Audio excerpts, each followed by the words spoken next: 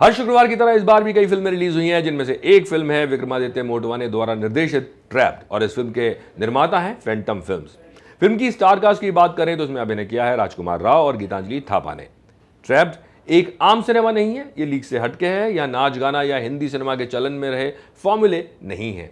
ये फिल्म जिंदा रहने की जंग की कहानी कहती है, जहां राजकुमार राव अपनी गर्लफ्रेंड से जल्दी शादी करना चाहते हैं, नहीं तो 2 दिन के बाद उनकी शादी कहीं और हो जाएगी। और क्योंकि राजकुमार अपने दोस्तों के साथ रहते हैं और शादी करने के बाद उन्हें रहने के लिए एक घर चाहिए और वो भी जल्दी से जल्दी और साथ ही कम से कम पैसों में, तो इसी जल्दीबाजी में वो एक ऐसी बिल्डिंग में घर ले लेते हैं जिसमें अभी कोई नहीं रहता और जहां आम सुविधाओं का अभाव भी है। और इसी बिल्डिंग के 35वें माले पे उनका किरदार फंस जाता है और जो इस कैद से निजात पाने की जद्दोजहद करता रहता है कई दिनों तक। वो क्या तरकीब लड़ाता है वहां से निकलने के लिए, उस पर क्या बीतती है और जिंदगी की जंग में आखिर कौन जीतता है, यही है कहानी ट्रैप्ड की। और अब बात करते हैं फिल्म की अच्छाइयों और बुराइयों की, जिनमें सबसे पहले मैं बात करूंगा बुराइयों की, जो कि ना के बराबर है।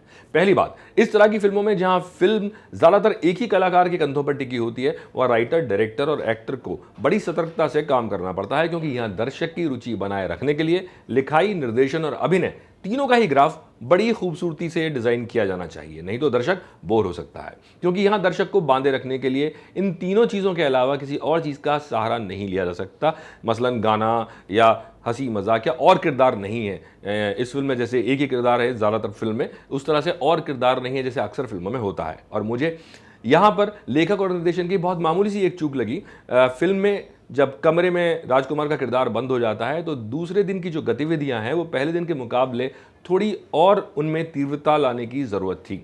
दूसरे दिन और पहले दिन की गतिविधियों में कोई ज़्यादा अंतर नज़र नहीं आता। इसके अलावा यहाँ एक आग वाला दृश्य है और मुझे ऐसा लगा कि इसे कहीं क्लाइमैक्स के आसपास होना चाहिए था, यानी इस सीन को कहीं क्लाइमैक्स के आसपास होना चाहिए था। इसके अलावा कुछ दर्शकों को ये फिल्म बहुत भारी लग सकती है और कई दृश्यों में आपका जी मिचला सकता है। हालांकि मेरे नज़रिए से ये फिल्म की खामी नहीं है, पर दर्शकों के नज़रिए से हो सकती है। तो ये थी फिल्म की खामियां और अब बात सीधे खूबियों की। इस फिल्म का विषय, स्क्रीन प्ले, निर्देशन और अभिनय सभी तारीफ के हकदार हैं। फिल्म का फिल्मांकन, टेकिंग आपको उस कमरे में राजकुमार के साथ कैद कर देता है और आप इस किरदार के साथ सांसों की कदमताल करते रह जाते हैं। आप हर वो चीज महसूस करते हैं जो राजकुमार का किरदार पर्दे पर महसूस कर रहा है।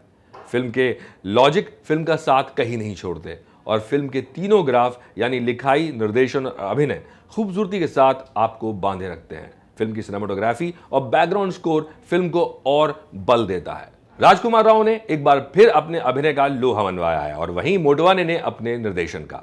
साथ ही इस फिल्म में किरदार भी अच्छे से गढ़े गए हैं, मसलन सिक्योरिटी गार्ड का किरदार या फिर राजकुमार के पहले कमरे में रहने वाले उनके दोस्त, जो बिना बोले भी प्रभावशाली लगते हैं।